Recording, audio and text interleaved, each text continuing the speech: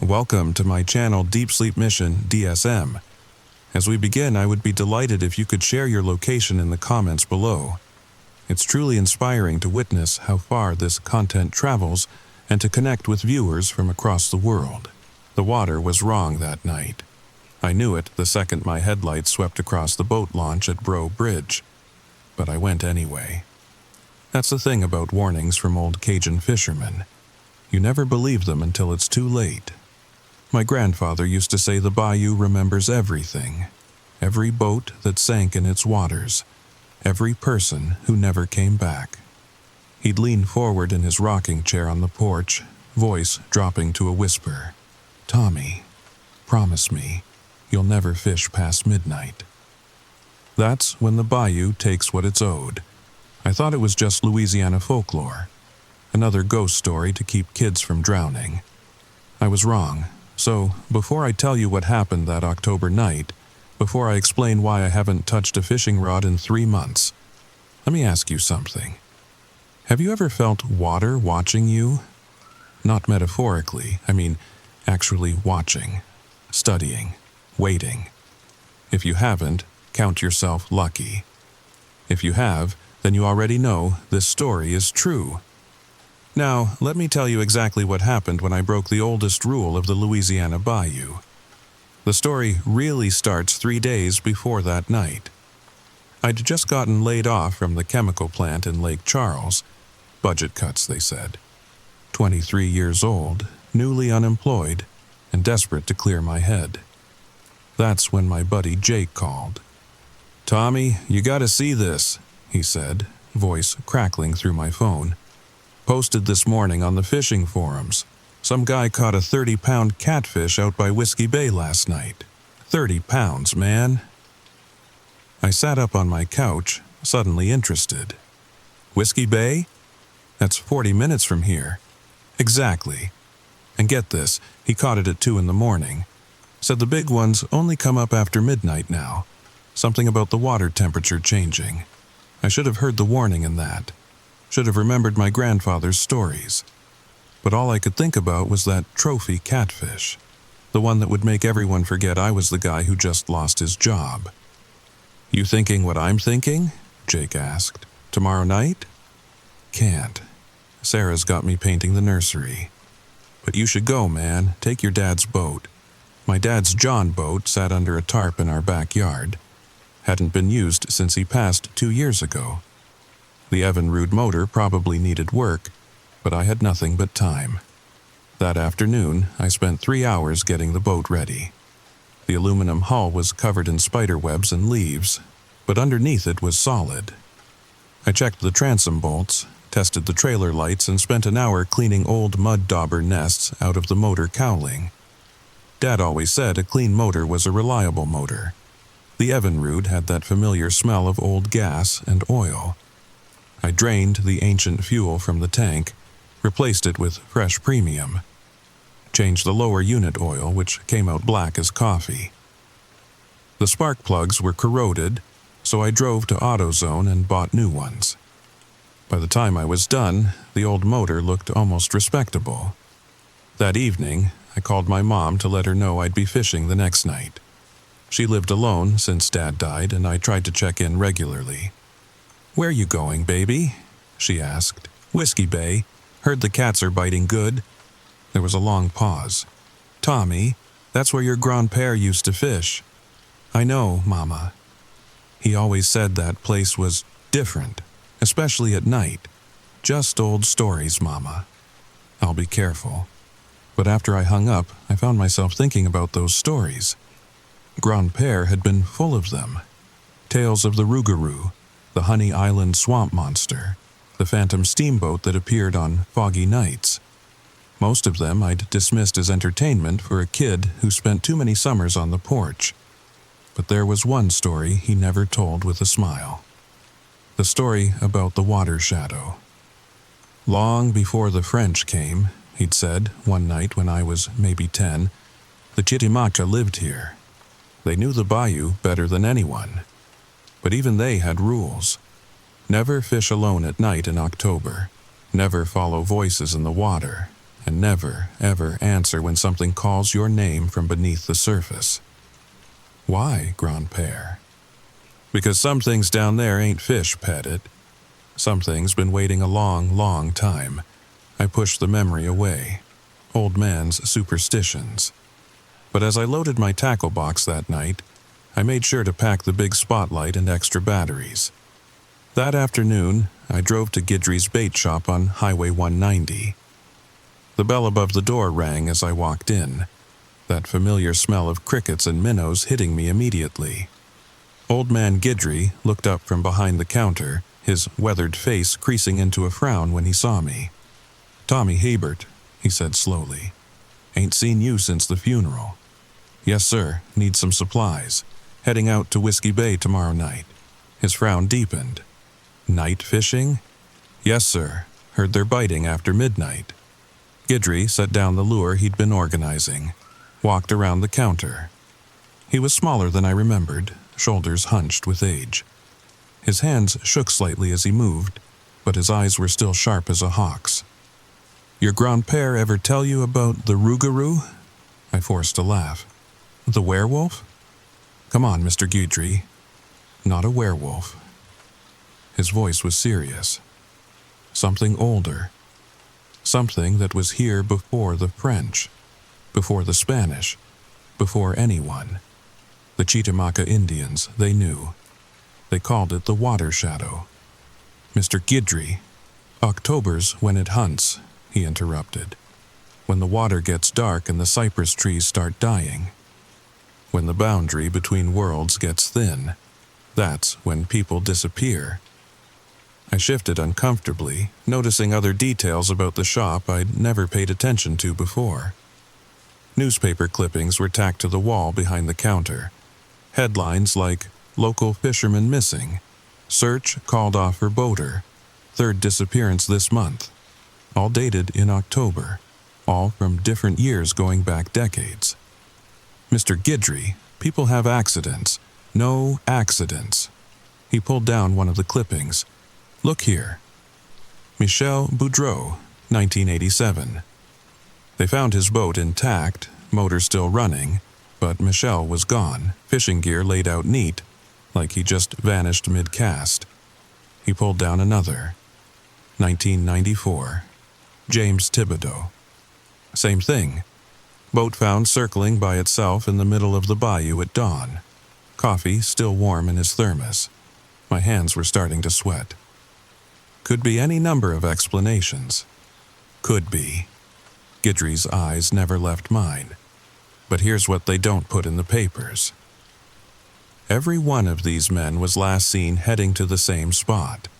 Deep hole about a mile into Whiskey Bay, where the old highway used to cross. And every one of them was night fishing in October. The shop felt smaller suddenly, the walls pressing in. "I just need some chicken liver and some 12-pound test." He stared at me for a long moment, then shrugged. "Your choice, boy, but if you're going out there, take this." He reached under the counter, pulled out a small cloth bag that smelled like herbs and salt. The fabric was old, maybe older than Guidry himself, and stained with what looked like candle wax. "Gris-gris was your grand-père's. He left it here last time he bought bait, never came back for it." I took the bag, mainly to be polite. It felt warm in my hand, heavier than it should have, like it contained more than just herbs. The smell was strange too, not just salt and herbs, but something else, something metallic. "What's in it?" "Things that remember," Guidry said cryptically. "Blessed by a traiteur, my grandmother's grandmother. She knew the old ways, the ones that came before the church." "One more thing," Guidry said as I paid. "If you hear something calling your name out there, don't answer. And if the water goes completely still, get out. Fast. What if I catch something big?" Guidry's weathered face went pale. "Boy, if you catch something big out there after midnight, pray it's only a catfish." The next day dragged by like a funeral march. I couldn't concentrate on anything. couldn't sit still. By evening, I was pacing my apartment like a caged animal. The gris-gris bag sat on my kitchen counter, seemingly innocent but somehow commanding attention. Every time I walked by, I felt its weight pulling at me. Around 10 p.m., I loaded everything into my truck. The boat trailer hitched up easy, and the motor started on the first pull in my driveway. Good sign. I threw in a cooler with ice and cokes, my tackle box, net, and spotlight. At the last second, I grabbed the gris-gris bag. The next night came quickly. October in Louisiana is strange. Still hot during the day, but the nights get cold fast. By 11 p.m., I had the boat loaded and was backing down the Whiskey Bay launch. The parking lot was empty. Not unusual for a Wednesday night, but it felt different somehow. Lonelier. The bayou at night transforms into something primordial. During the day, it's just water and trees. But when darkness falls, it becomes alive in ways that make your skin crawl. The cypress trees, draped in Spanish moss, become twisted sentinels. Every splash could be a gator rolling, or something else entirely. The air itself feels thicker, pregnant with secrets and old magic. The motor started on the third pull, sputtering blue smoke before settling into a steady rumble.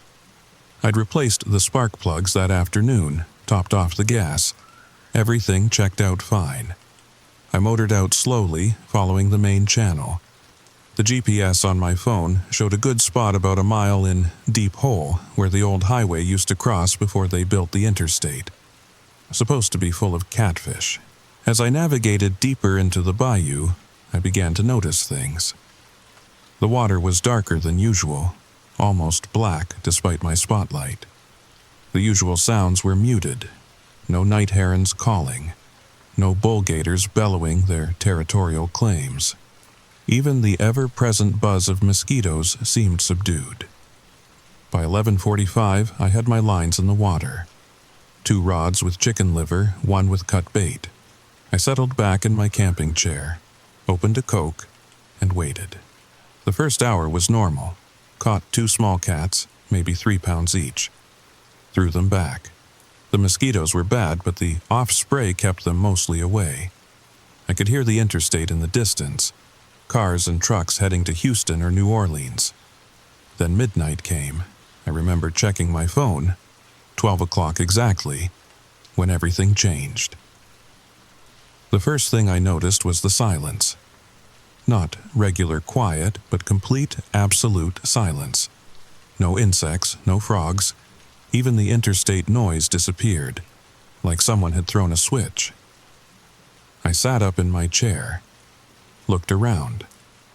My spotlight beam seemed shorter somehow, like the darkness was eating it.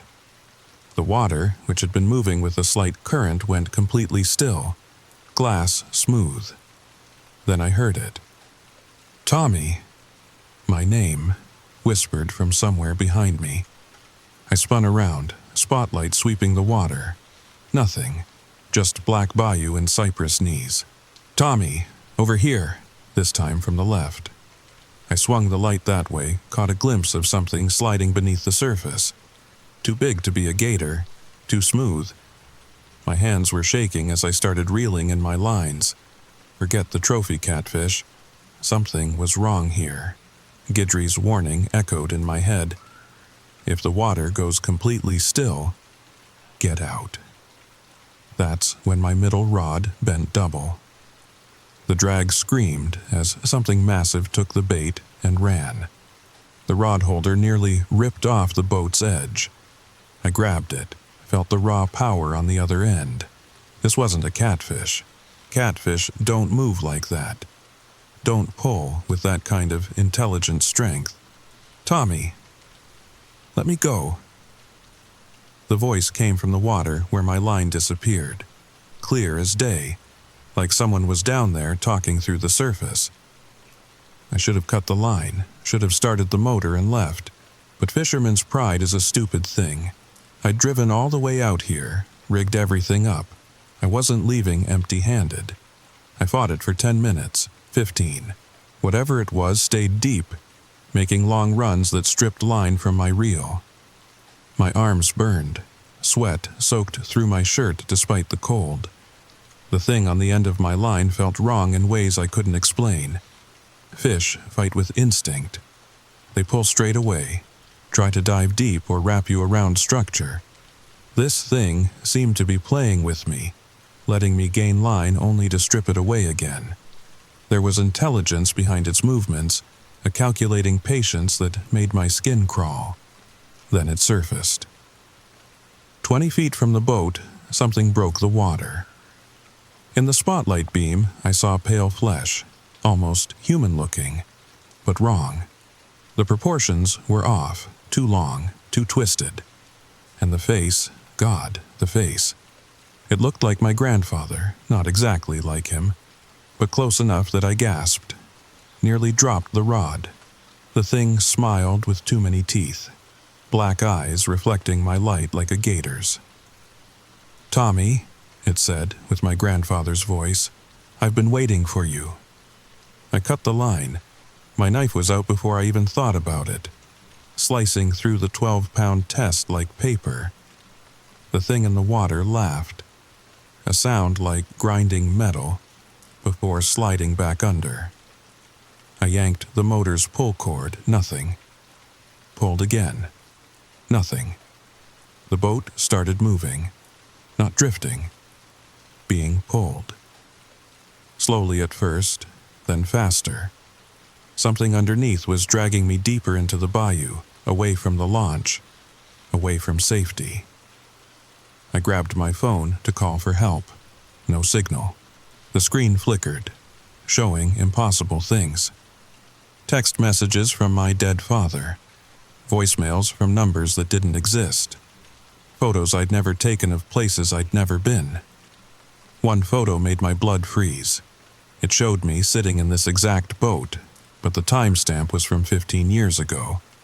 I would have been 8 years old then, and in the background, barely visible in the darkness, stood a figure on the shore.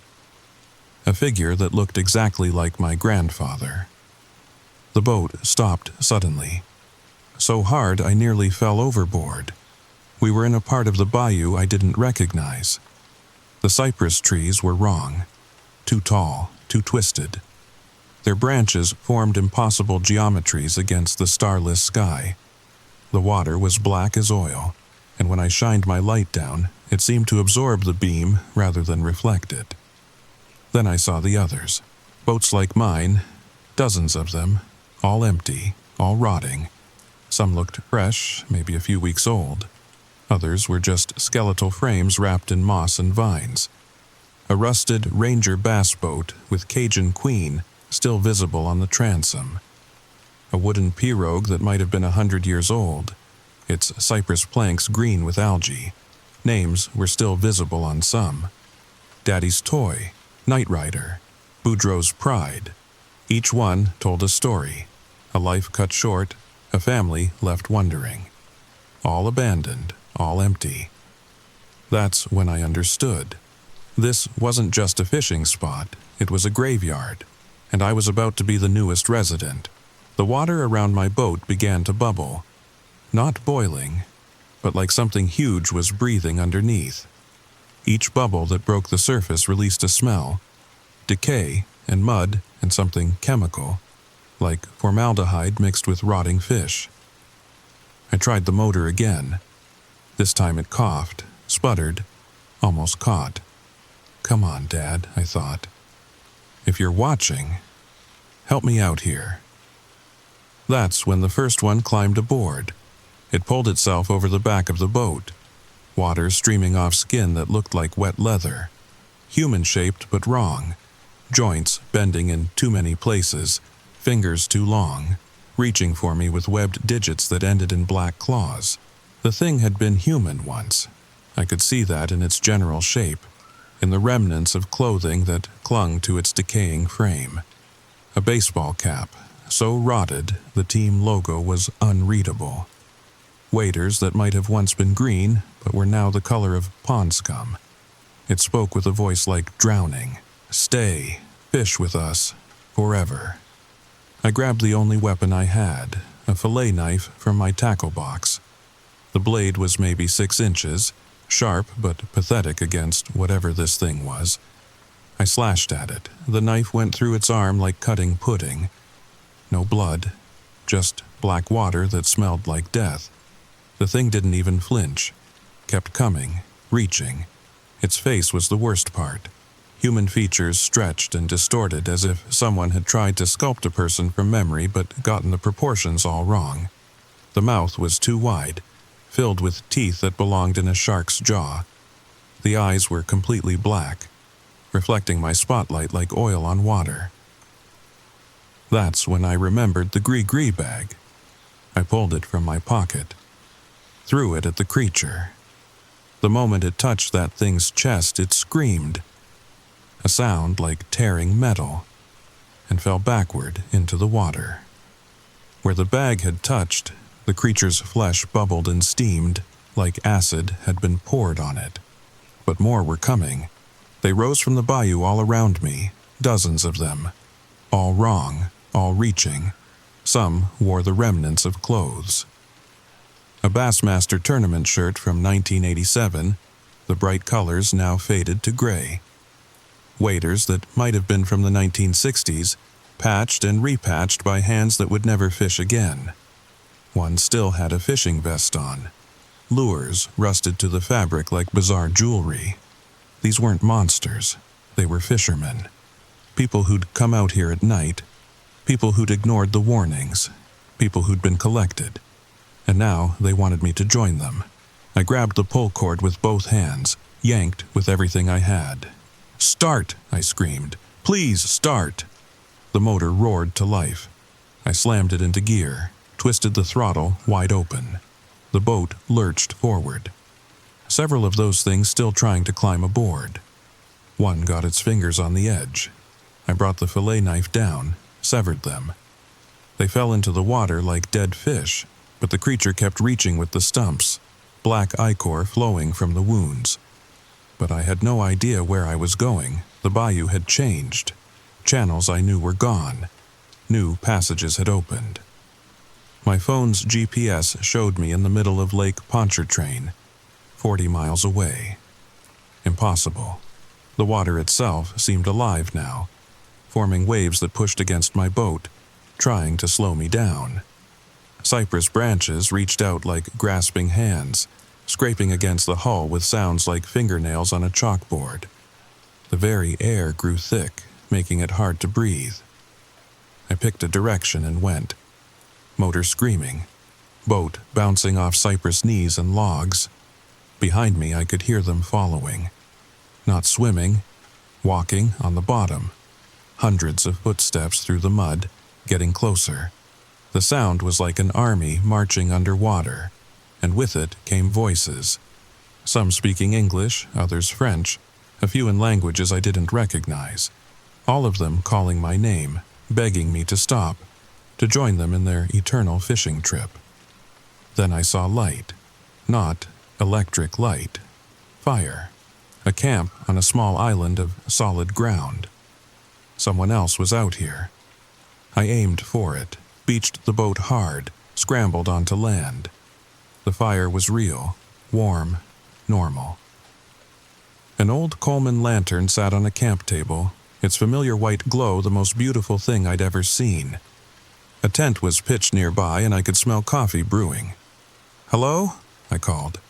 "Anyone here? I need help." A man stepped out of the shadows. Tall, thin, wearing overalls and a LSU cap. He looked familiar, but I couldn't place him. "Well," he said slowly. "Another one. They're getting bold, aren't they? You know about those things." He nodded, gestured to a lawn chair by the fire. "Sit. You're safe here. They can't come on blessed ground."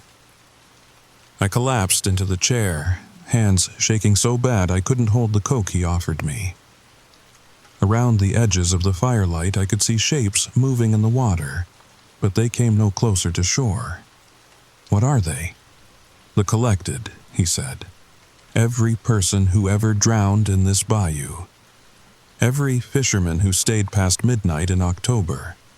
Every soul the water claimed. They serve it now. Serve what? The thing that lives at the bottom. The Shitamaka called it the hunger that swims. The French called it la chose sous l'eau, the thing beneath the water. It's been here since before humans, feeding, growing, collecting. How do you know all this? He smiled sadly, took off his cap. In the firelight, I saw his face clearly for the first time. It was my grandfather, but not the twisted thing I'd seen in the water. This was him. Really him. The way I remembered from childhood. Because I've been guarding this spot for 15 years, he said. Ever since my last night fishing. I stared at him, mind refusing to process what I was seeing. Grand-père? But you died. We had a funeral. They buried an empty casket, Tommy. I never left the bayou. He poked at the fire with a stick, sparks rising into the darkness. That night, 15 years ago, I came out here just like you, ignored the warnings, got collected. But you're not like them, those things in the water. No, because I found this place first, sacred ground, blessed by a Shitamacha medicine man 300 years ago, the last safe spot in the bayou. As long as I keep the fire burning, as long as I stay, they can't touch me. He gestured to the camp around us, and I noticed details I'd missed in my panic. Fishing gear meticulously maintained and organized. A journal filled with detailed notes in my grandfather's familiar handwriting. Shelves carved into the living trees, stocked with supplies. So you've been here, alone, for 15 years. He nodded. Protecting people like you. Stubborn fishermen who don't listen. I've saved maybe a dozen over the years. Sent them home at dawn when it's safe. Why didn't you come home? His face darkened. Because I can't. The moment I leave this island, I become one of them, the collected. That's the deal. Stay and remain human, or leave and join them forever. I thought about my grandmother. How she'd cried at the funeral. How she still kept his picture on the mantle. How she'd never remarried, never even dated, spending 15 years mourning a man who was still alive. We thought you drowned. Better that than the truth. He handed me a sandwich from a cooler. Normal white bread and bologna, but it tasted like the finest meal I'd ever had. Eat. You'll need strength for the journey back. Journey back? I'm not leaving you here. You have to. At dawn, exactly 5:47, there's a window. 30 seconds when the thing sleeps. That's when you run. Motor straight east. Don't stop. Don't look back, no matter what you hear. Grand-père, listen. His voice was sharp now, carrying all the authority I remembered from childhood. You have a life out there, a mother who needs you, friends, a future. Don't throw it away like I did. We sat in silence for a while, fire crackling, things moving in the water around us. Occasionally something would test the boundary. A pale hand reaching onto shore before burning like it had touched molten metal and retreating with a shriek. Tell me about the family, he said finally. Your mom, how is she? So I told him. About Mom's garden, how she still grew his favorite tomatoes every year. About Jake's new baby coming, how they'd named her Marie after Grand-mère. About losing my job, about feeling lost and directionless. Normal things, human things. He listened with tears in his eyes. This man who'd been alone for 15 years, cut off from everything he'd ever loved. I'm proud of you, he said, as the sky began to lighten. Always was. Even when you were little, catching bluegill with that Snoopy rod, I knew you'd be a good man. Come with me, I begged one more time. We'll figure something out. There has to be a way. He shook his head, stood up. His eyes were infinitely sad but resolute. "It's 5:45, get to your boat." The things in the water were agitated now, sensing dawn approaching, their chance ending. They pressed against the invisible barrier, faces twisted in hunger and rage. I could see them more clearly in the growing light. Dozens of fishermen from across the decades, all trapped in their final moment of terror. "When you get home," Grandpère said, "tell your grandmother I love her. Tell her I think about her every day. And Tommy, never come back here. Promise me. I promise." 5:46, start the motor. I ran to the boat, yanked the cord. It started immediately, as if it had been waiting. In the growing light, I could see the bayou more clearly. The water was thick with them, hundreds of pale bodies, waiting. 5:47, go! I slammed the throttle. The boat shot forward, things grabbing at it, trying to pull me back, but they were weak in the dawn, sluggish. I burst through them, motor screaming. Behind me, I heard my grandfather shouting, "Straight east! Don't stop!" Then other voices, singing, calling my name, my mother's voice, Jake's, even my own voice somehow, every person I'd ever loved, calling me back. I didn't turn around. The bayou tried to confuse me. Channels shifting, water rising and falling. But I kept the rising sun in front of me, motor at full throttle. My phone started working again, GPS showing me getting closer to the launch. Then I saw it, the boat ramp. My truck still parked there alone. I beached the boat hard, jumped out, didn't even bother tying it off, just ran to my truck, got in, drove. I didn't stop until I reached Baton Rouge. That was 3 months ago. I haven't been fishing since, sold all my gear, even Dad's boat. When people ask why, I make up excuses. Bad luck, too busy, lost interest. But sometimes, on dark October nights, I think about my grandfather, still out there, still keeping the fire burning, still saving stubborn fishermen who don't listen to warnings. I kept my promise. Never went back, but I know others will. They always do. The forums are already talking about Whiskey Bay, about the huge catches after midnight, about the trophy fish waiting in the dark water. If you're one of those people, if you're thinking about night fishing in the Louisiana bayou, let me tell you something. Those aren't fish biting after midnight. And that trophy you're chasing, it's you. You're the trophy. The bayou doesn't forget, it doesn't forgive, and it's always hungry. So take it from someone who learned the hard way, who lost his grandfather to that dark water, who nearly became part of the collection himself. Don't fish in the Louisiana bayou at night, because I promise you, I swear on my grandfather's eternal watch, you'll catch something else, something that's been waiting, down there in the dark, listening to every boat motor, learning every name, collecting, always collecting. Long pause. You want to know the worst part? The thing that keeps me awake at night? Sometimes I check those fishing forums, and every few weeks, someone stops posting. Their last message is always the same kind of thing. Heading to Whiskey Bay tonight. Heard they're biting after midnight. They never post again. Their boats turn up eventually, abandoned, empty, added to the collection. And somewhere in that dark water, my grandfather keeps his fire burning, waiting for the next stubborn soul who won't listen to the warnings, waiting for you, maybe. So let me ask you again, and think carefully before you answer. Have you ever felt water watching you? Because if you haven't yet, just wait. The bayou is patient. It's been here long before us, and it'll be here long after, collecting sweet dreams. Story number 2. The key was cold against my fingertips when I pulled it from my jacket pocket this morning.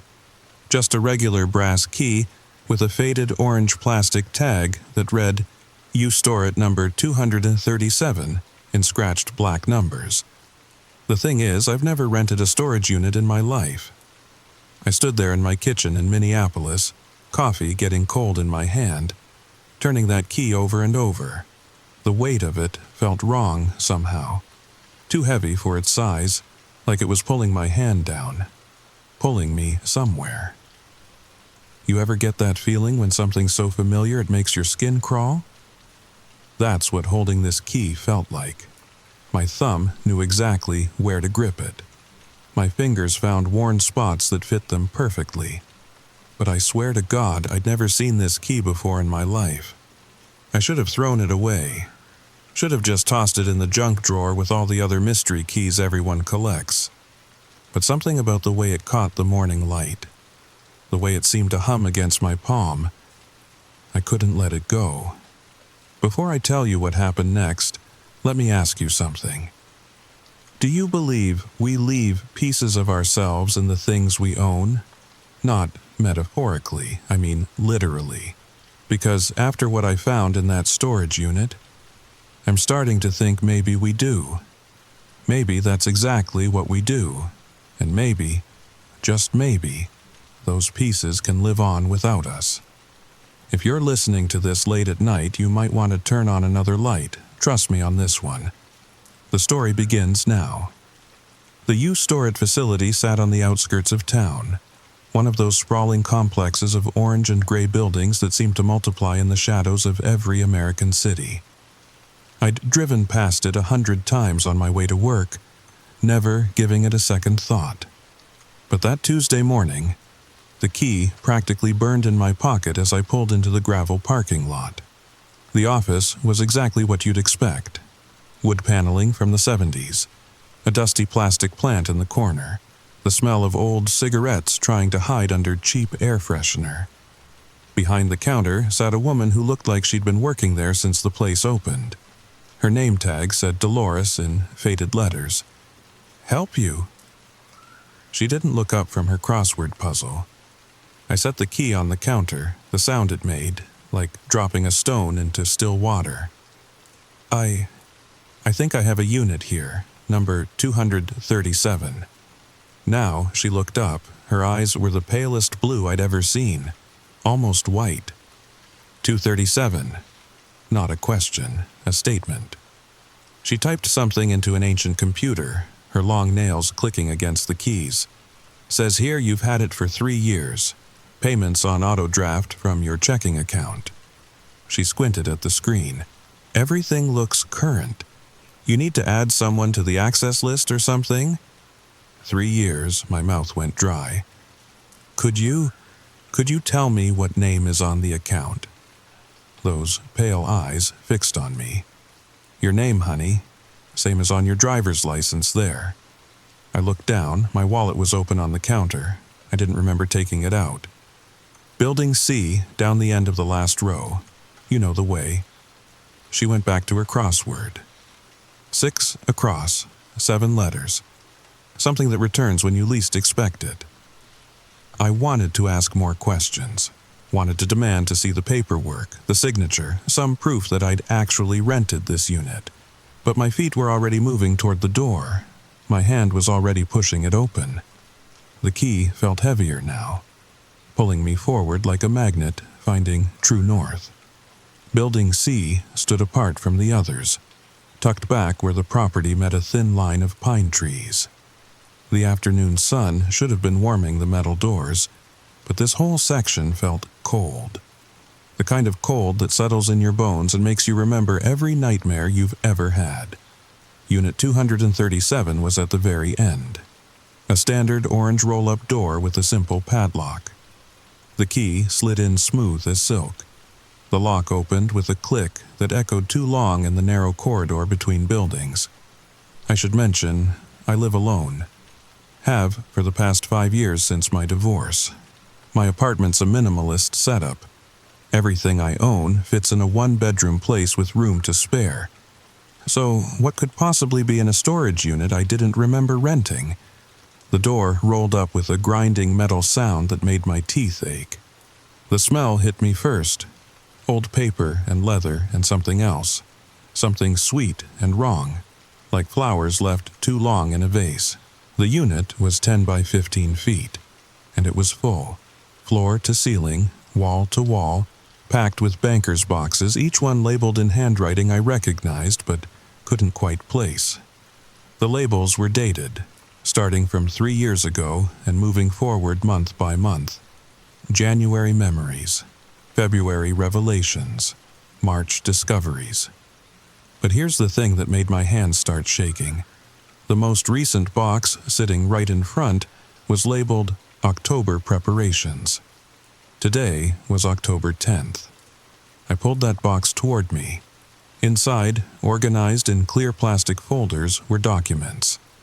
The first folder held photographs of me, recent ones. Me at the coffee shop last week. Me walking my usual route through Loring Park. Me sleeping in my own bed just 2 nights ago. All taken from angles that suggested the photographer had been inside my apartment, inside my room, standing over me while I slept. The second folder was worse. It held medical records. My medical records. But not just the official ones. These had additional notes in the margins. Notes about things no doctor had ever told me. About a condition I didn't know I had. About medication I'd apparently been taking without realizing it. The pills I thought were vitamins. The prescription bottle in the photo had a different label. My phone buzzed. A text from an unknown number. "You're early. Wasn't expecting you until Thursday." I dropped the phone. It landed screen up on a box labeled Digital Shadows. Through the clear plastic, I could see printed screenshots. Hundreds of them. Every email I'd sent, every text, every search history entry, every private moment I thought had been deleted. Another buzz. "Since you're there, might as well check box 47. Bottom row, back left corner." Box 47 was heavier than it looked. Inside, wrapped in tissue paper like precious artifacts, were things I'd lost over the years. My wedding ring that had supposedly gone down the drain. The watch my father gave me that vanished during a move. A childhood toy I hadn't seen in 20 years. A small wooden soldier my grandfather had carved.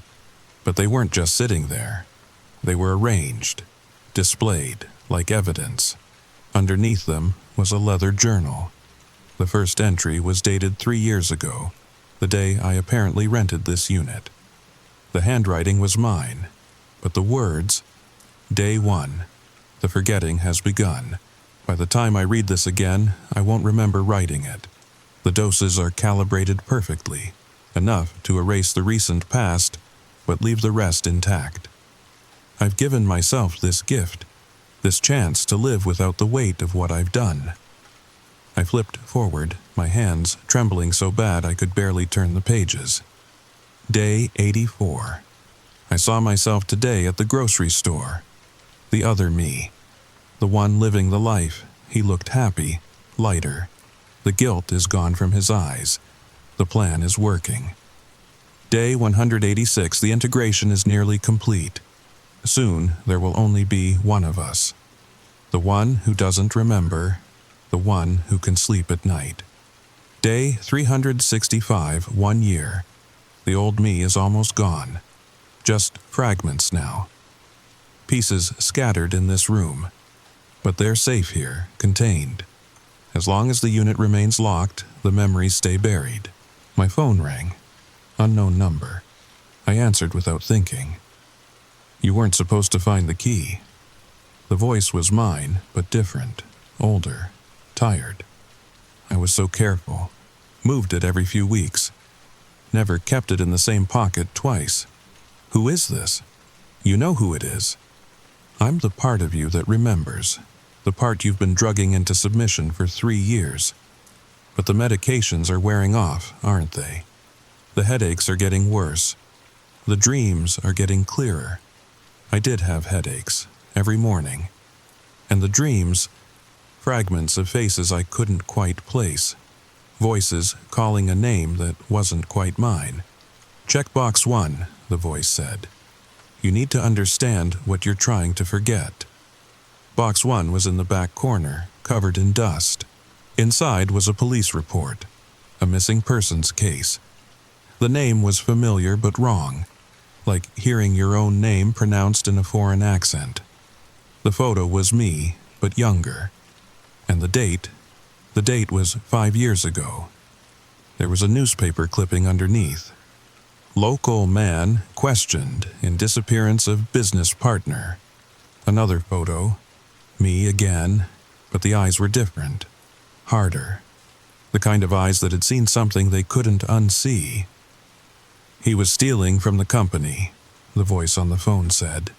From clients. From employees' pensions. I found out, confronted him that night at the warehouse. I don't remember any of this.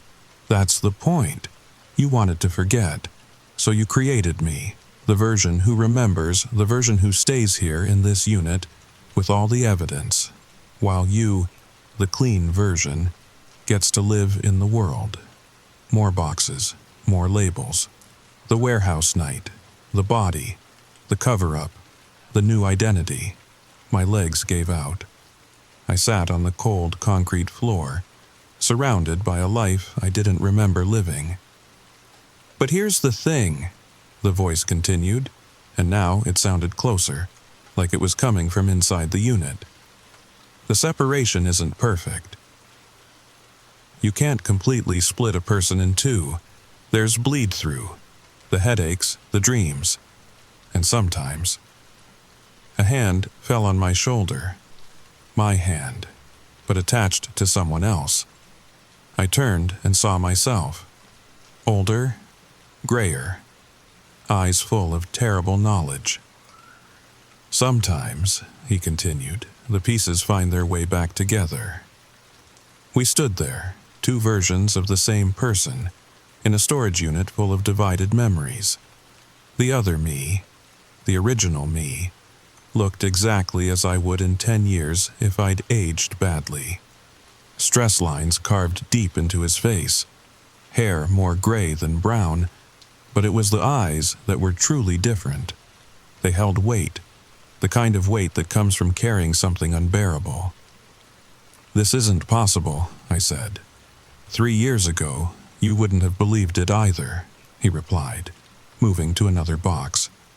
But desperation makes us creative, and guilt makes us desperate. He pulled out a medical file. Dr. Eliza Crenshaw, experimental psychology. Treatment notes for something called dissociative identity restructuring. She was doing underground trials, off the books. Promise of a new life for people with unbearable trauma. Create a new identity, lock the old one away. Let it hold all the poison while the new one lives clean. But you're not just a memory or a personality. You're physical. You're here. He laughed, but there was no humor in it. That's the part, Doctor. Crenshaw didn't tell us about. The part she's still studying. When you split someone deeply enough. When you literally divide their existence. Sometimes both halves become real. One lives in the light. One stays in the shadows. That's insane. Is it? You've been paying for this unit for 3 years. Money disappearing from your account you never questioned. You've been taking pills you thought were vitamins. You've been living exactly the life I designed for you while I've been here. Maintaining the boundary. Keeping the memories contained. Making sure you never remember what happened that night. He opened another box. Inside were business documents, contracts, financial records, and photos of a man I didn't recognize but somehow knew. Marcus Webb, my business partner, the one who'd disappeared. He wasn't just stealing, the other me said quietly. He was destroying lives. Families lost their homes. Elderly people lost their life savings. And when I confronted him, he trailed off, staring at a photo of a warehouse by the river. You killed him. The words came out of my mouth without thought. We killed him. It was self-defense, but try proving that when you're covered in blood and the only witness is dead. So instead of facing it, We ran, and then we found Dr. Crenshaw's ad in that underground forum. Escape your past. Literally. My phone buzzed, another unknown number, but this time it was a video call. The woman on the screen had sharp features and darker circles under her eyes than seemed healthy. Hello, Subject 7, or should I say, both of you, Dr. Crenshaw. The convergence is happening earlier than projected, she continued, clinical and detached. The psychological barrier should have held for at least 5 years. But then you always were an overachiever, both of you. How do we reverse this? The other me asked. You don't. Once the convergence begins, it's like mixing water. You can't separate it back into the original drops. Within 48 hours, probably less, you'll merge back into one consciousness, one person with all the memories, all the guilt, all the consequences. There has to be another way. There is. Her smile was thin as a paper cut. One of you can choose to cease. The other continues on, clean slate maintained. It's actually quite elegant. You mean one of us has to die. Such a dramatic word. Think of it as voluntary reintegration, one consciousness absorbing into the other. The memories can stay locked in whoever chooses to fade. The other remains free. The call ended. We stood in silence, two versions of the same person, each holding half a life. The storage unit felt smaller now, the walls pressing in. All those boxes of memories seemed to pulse with their own heartbeat. I'll do it, he said. I'll be the one who fades. I've been in the shadows for 3 years anyway. You have a life, a job, friends who know you as you are now, friends who know a lie. All identity is a lie. We choose who we want to be every day. You chose to be someone who could sleep at night. I stayed behind to make sure you could. But even as he said it, I could feel it happening. The convergence. Memories leaking through like water through a cracked dam. Flashes of that night. Marcus's face when he realized I knew. The sound of the struggle. The weight of the pipe in my hands. The silence after. The memories came in waves now. Each box I touched released more. The night terrors that drove me to Dr. Crenshaw. The experimental treatments. The slow division of self. Watching myself leave the clinic as two people. One walking into the light, one sliding back into shadow. You don't have to remember, the other me said. But his voice was growing faint, or maybe I was growing louder, the boundary between us blurring like watercolors in rain. I opened another box. The life that could have been. Inside were plans, dreams, the company Marcus and I were going to build honestly after I discovered his theft. The conversation we never got to have because he pulled the knife. The future that ended in that warehouse. It was never murder, I said, the memory crystallizing. It was survival. But the guilt doesn't care about justification, he replied. The guilt just eats and eats until there's nothing left but hollow spaces. My phone rang again. This time it was Dolores from the front office. Just wanted to let you know we're closing in an hour, hon. Though between you and me, you can stay as long as you need. Sometimes people need time with their things, to sort through what to keep and what to let go. She hung up before I could respond. The other me was sitting now, leaning against box 47, the one with all the lost things. You know what the strangest part is? I've been here 3 years, maintaining this separation, keeping you safe from the memories. But I've also been living. Differently, but living. I read these files, I organized these memories, I've had conversations with Dolores, she knows about me, knows about us. This whole storage facility. It's full of people like us, people who've divided themselves to survive. What? He gestured weakly toward the door. Unit 236? That's Sarah, who couldn't live with surviving the car crash that killed her family. Unit 238? That's Tom, who witnessed something in Afghanistan that broke him into 3 pieces. This whole place, it's Dr. Crenshaw's archive, her living experiment. The weight of it all pressed down. We weren't unique. We were specimens. But here's what I've learned, he continued, his form starting to flicker like bad reception. The division never holds. Eventually, everyone has to choose. Integrate and face the pain, or fade and let the other version live the lie forever. What did the others choose? Most choose the lie. It's easier, cleaner. The version with memories fades here in these units, surrounded by their truth, while the clean version walks away none the wiser. But some choose integration. Some. He pulled out one final box I hadn't noticed. It was labeled simply after. Inside was a single item, a business card. Dr. Patricia Helms, Trauma Integration Therapy, for when you're ready to be whole. She's Dr. Crenshaw's opposite, he explained. Helps people put themselves back together. It's painful, takes years, but at the end, you're complete, scarred, but complete. The convergence was accelerating.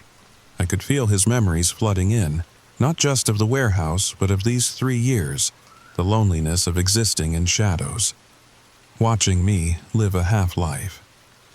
The twisted nobility of bearing all the pain so another version could be free. We don't have long, he said, and I could see through him now. You have to choose. Take my memories and be whole, or let me fade and stay clean. But choose now. I thought about my life, my clean apartment, my simple job, my carefully constructed, normal existence. All of it built on a foundation of forgetting. Then I thought about Marcus's victims, the families who'd lost everything. They didn't get to forget, they didn't get to split themselves in 2 and walk away clean. I'll take it all, I said. He smiled, and for the first time it reached his eyes. I was hoping you'd say that. The convergence hit like a thunderclap. 3 years of memories crashing back. The pain was exquisite. Every moment I'd hidden from, every truth I'd buried, every piece of guilt I'd locked away. It all came home, but with it came something else, the strength it had taken to survive, the courage to seek help, even the wrong kind, the dedication to maintaining the split, the love, yes, love, that one part of me had shown for the other, bearing the unbearable so some version of us could heal. When it was over, I was alone in the storage unit. One person, complete, damaged, but complete. I pulled out Dr. Helms' card and my phone. Dr. Helms? My name is, well, I guess it's my whole name now. I'm one of Dr. Crenshaw's subjects. I just integrated. I need help. Her voice was warm. Unit 237, right? I've been waiting for your call. Can you come in tomorrow? How did you know? Dolores keeps me informed. She's good people. Looks out for all of you. And between you and me, she's got her own unit, number 001, the first of Dr. Crenshaw's experiments. She chose integration 5 years ago. Now she helps others find their way. I looked around at all the boxes, all the memories, all the pieces of a life I'd tried to abandon. What do I do with all of this? Bring it, we'll go through it together. Every memory, every moment. That's how we heal. Not by forgetting, but by remembering, by accepting, by integrating every part of who we are.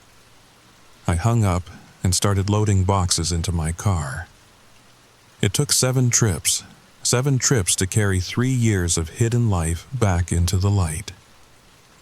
As I drove away with the last load, I saw Dolores watching from the office window.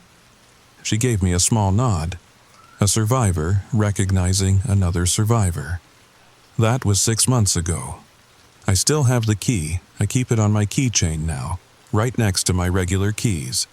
Sometimes I hold it and remember the weight of secrets, The price of division. The cost of forgetting. Dr. Helms says I'm making progress. The memories are still heavy, but I'm learning to carry them. Learning that we're more than our worst moments, more than our guilt. We're also our choices to heal, to make amends, to live with truth, even when lies would be easier.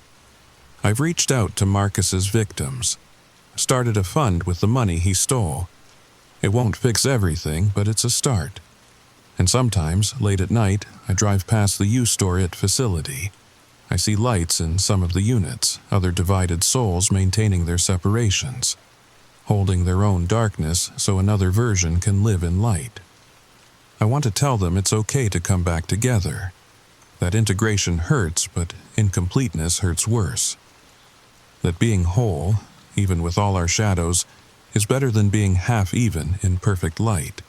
But everyone has to find their own way to that truth, their own moment of convergence, their own choice between the comfort of forgetting and the pain of being complete. The key still feels heavy in my pocket, but now I know why.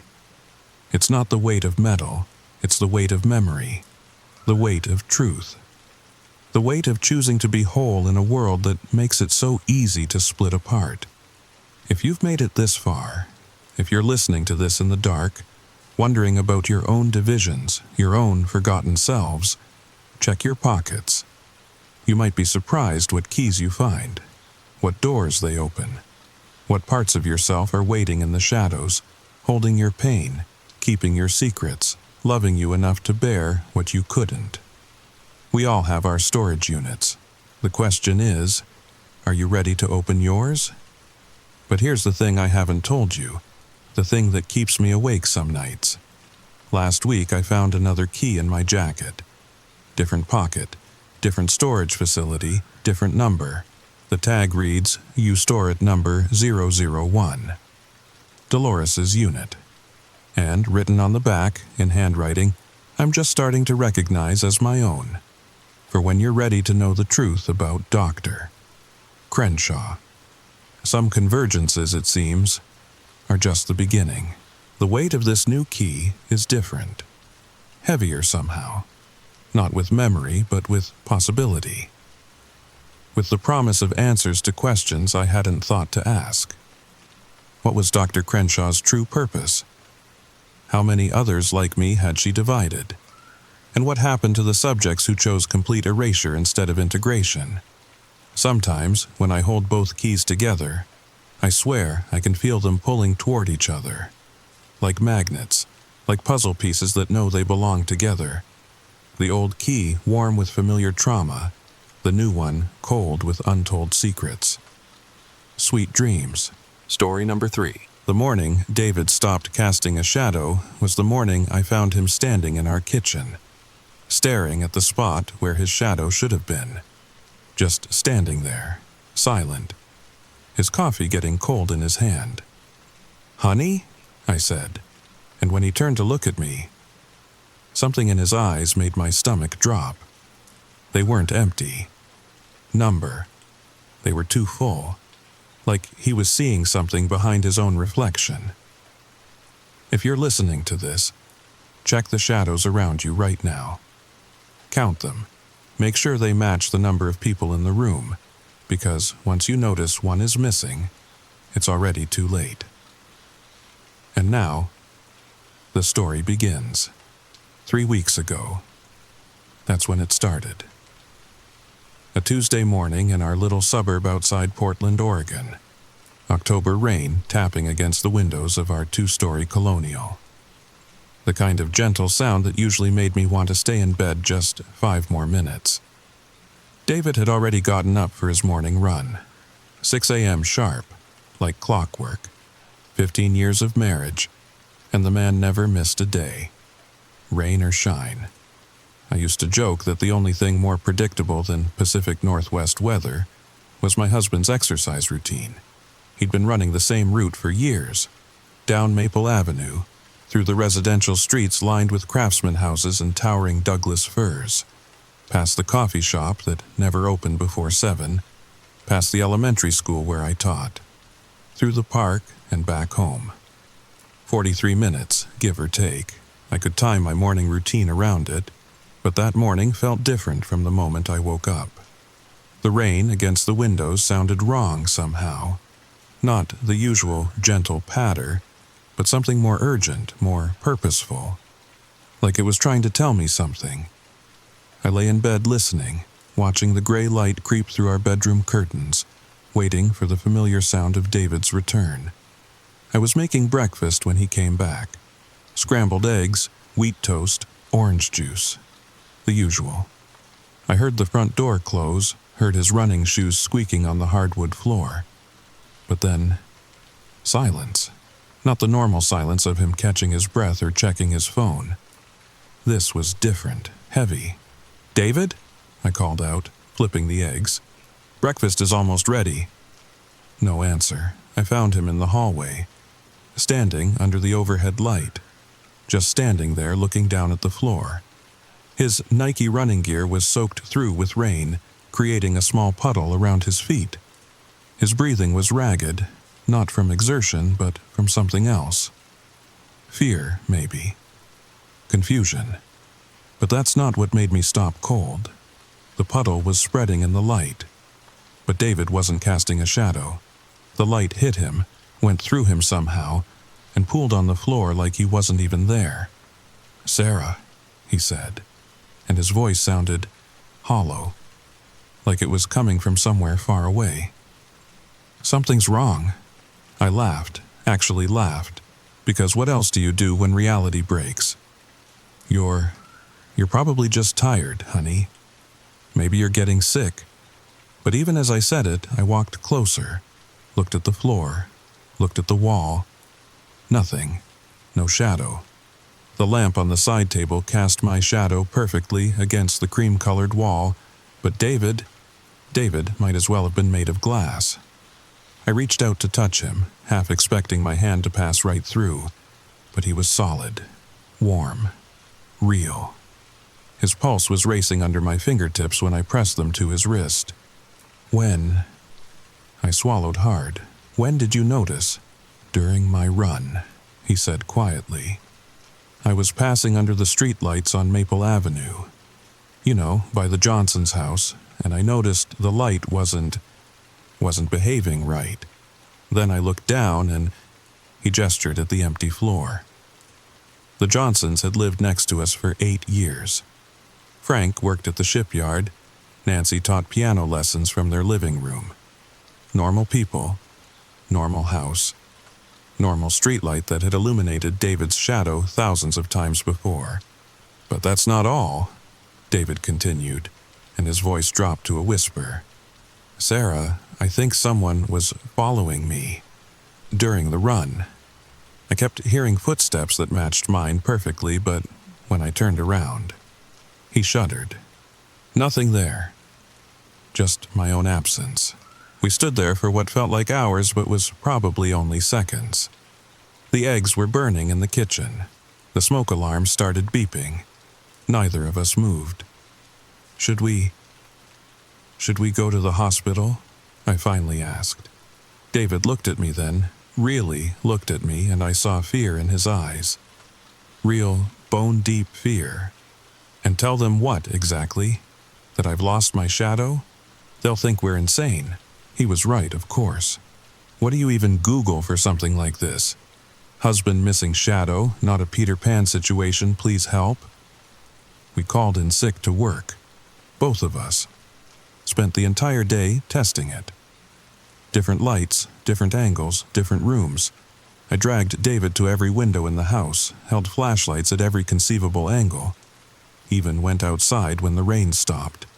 Stood in direct sunlight in our backyard. Nothing. Other shadows behaved normally. The oak tree, the fence, the bird feeder. Even our cat, Muffin, cast a perfect little cat-shaped shadow as she stalked through the grass. But David was shadowless. We tried everything we could think of. I made him stand on white paper, thinking maybe the shadow was there, but too faint to see. I took photographs, thinking maybe cameras could capture what our eyes couldn't.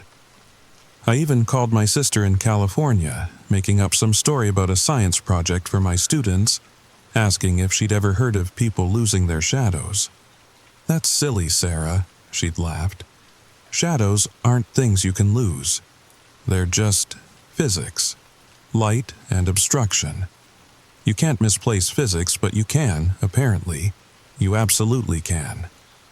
"Maybe it's temporary," I said that night, trying to sound hopeful. We were lying in bed, and I kept reaching over to touch him, to make sure he was still solid, still real. "Maybe you're just, I don't know, vitamin deficient or something?" He didn't answer, just stared at the ceiling. And that's when I noticed the light from the hallway wasn't falling across him right. It bent around him somehow, like water around a stone. The temperature in our bedroom had dropped 10 degrees since we'd gone to bed. I could see my breath in the air above us, but David showed no signs of being cold. When I pressed my palm to his chest, his body temperature felt normal, but the air around him was frigid. The first week, we pretended everything was normal. David went back to work at his accounting firm downtown. I returned to teaching 4th grade at Riverside Elementary. We didn't talk about it. The shadow thing. Like maybe if we ignored it hard enough, it would fix itself. But things got worse. It started small. David began sleeping less.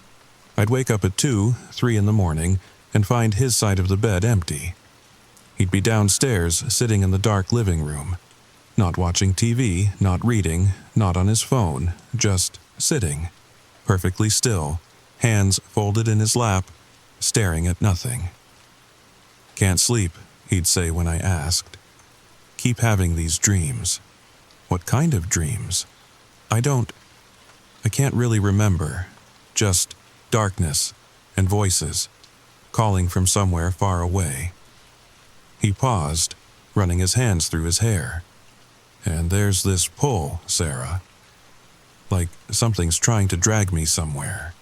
Even when I'm awake, I feel it. This constant tugging in my chest. The dreams weren't the only change. David's work performance began to slip. His boss, Mr. Henderson, called me one afternoon. "Is David feeling all right, Sarah?" He's been making odd mistakes. Basic arithmetic errors. Yesterday he turned in a tax return that was calculated entirely in some kind of, well, frankly, it looked like hieroglyphics. When I asked him about it, he seemed genuinely confused, like he couldn't see what was wrong with it. I made excuses. Stress from home improvements, a minor virus, anything but the truth. Then there were the mirrors. David started avoiding them. He'd brush his teeth with his eyes closed, shave by touch. When I asked why, he said his reflection looked wrong somehow. "Like it's a few seconds behind," he explained, "like it's catching up to me." I tested it myself when he wasn't looking. Stood next to him in front of our bathroom mirror. My reflection appeared instantly, normally. His seemed to shimmer into existence, like an old TV warming up. And sometimes, just for a moment, I swear I saw his reflection move independently. A slight turn of the head when David was perfectly still. A smile when David's face was blank. The food thing started in week 2. David had always been a healthy eater, part of his running routine, but suddenly he couldn't stand the taste of anything. Not spoiled, he said, just wrong. Like the flavors were backwards somehow. Coffee tasted like fear. Apples tasted like regret. I know that doesn't make sense, but that's how he described it. "Everything tastes like it's been filtered through something else," he told me one evening, pushing away a plate of his favorite pasta. "Like the flavors are coming from a place where they don't belong." He started losing weight rapidly. 10 pounds in the first week after the shadow disappeared. Then 15. His clothes began to hang loose on his frame. His wedding ring slipped off his finger twice before he finally took it off entirely. "Maybe we should see someone," I suggested one evening. We were attempting dinner. I was eating spaghetti while David pushed his around his plate. "A doctor, a specialist, someone." Who specializes in missing shadows, Sarah? His tone was sharper than usual. David never snapped at me. Never. In 15 years, I could count our real arguments on one hand, but the worst part, the part that made my skin crawl, was what happened with Muffin. Our cat had always loved David. Would curl up on his lap every evening, purr like a little motor. But after that first week, she wouldn't go near him. Would hiss if he tried to pet her. Started sleeping on my side of the bed exclusively, always positioned between me and him, like she was guarding me. Animals know things we don't. That's what my grandmother used to say. They can sense things that exist just outside human perception. Muffin had never been wrong about people before. She'd hissed at my ex-boyfriend 3 years before I realized he was cheating. She'd refused to go near my father-in-law the entire week before he had his heart attack. One night, I woke up to find Muffin standing on my chest, staring at David's sleeping form. Not in a normal cat way. She was perfectly still, pupils dilated despite the darkness, making this low growl I'd never heard from her before. Her fur was standing completely on end, making her look twice her normal size. "It's okay, baby," I whispered, stroking her fur. But she didn't relax until I picked her up and carried her out of the room. The neighbors started noticing too. Not the shadow thing. People don't really look for that. But something. Mrs. Chen from next door mentioned that David seemed different lately. "Is everything all right, dear?" she asked me over the fence one afternoon. "He seems distant." But it was more than distant. The mailman started leaving packages on the porch instead of handing them to David directly.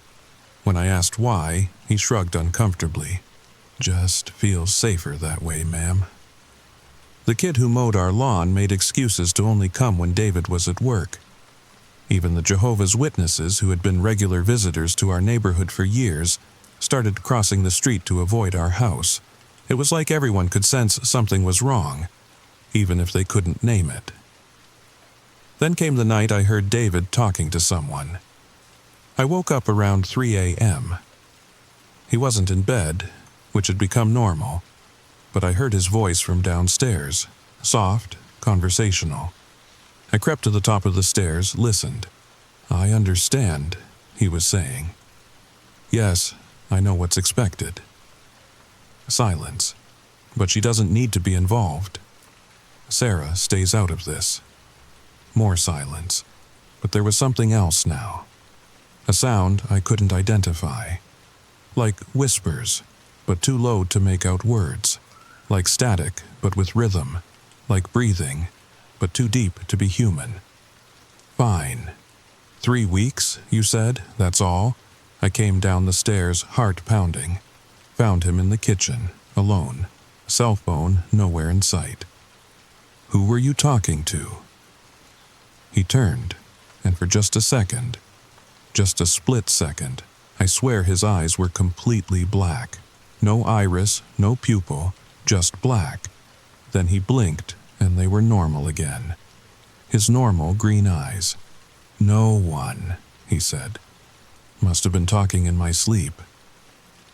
Sleepwalking, maybe, but he was fully dressed, and his coffee mug was half empty, and the kitchen clock read 3:17 a.m., the same time I'd been waking up every night since this started.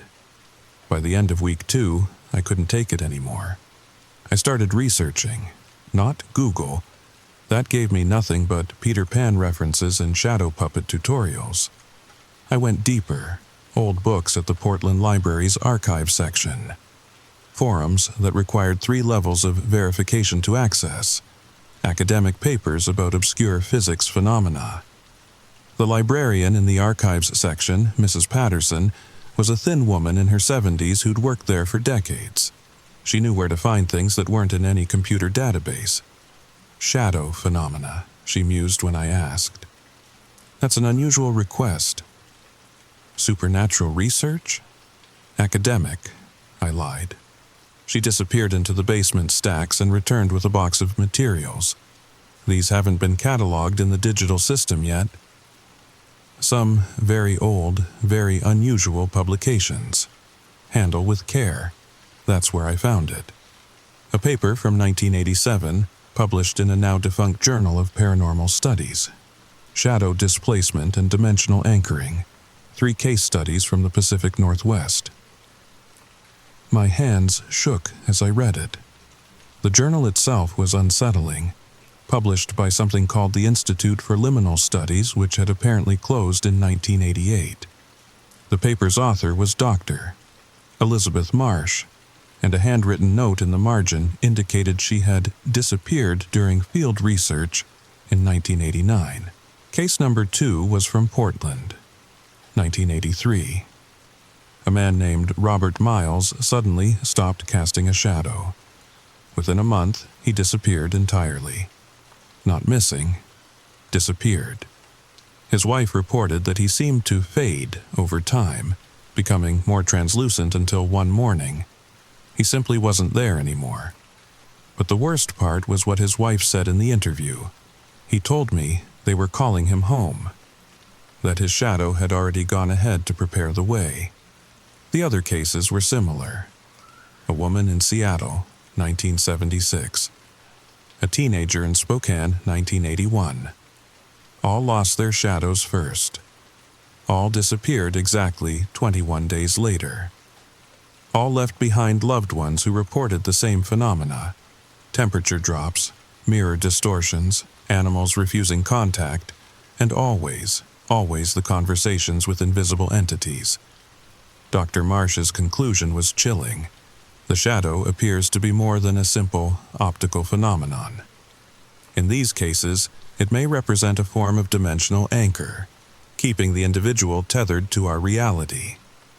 When this anchor is severed, the subject becomes increasingly disconnected from our dimensional space, ultimately resulting in complete displacement to elsewhere. I photocopied everything. Rushed home. David's car wasn't in the driveway, still at work. Good, I needed time to think, to process this, but when I walked into our house, he was there, sitting in the living room, in the dark.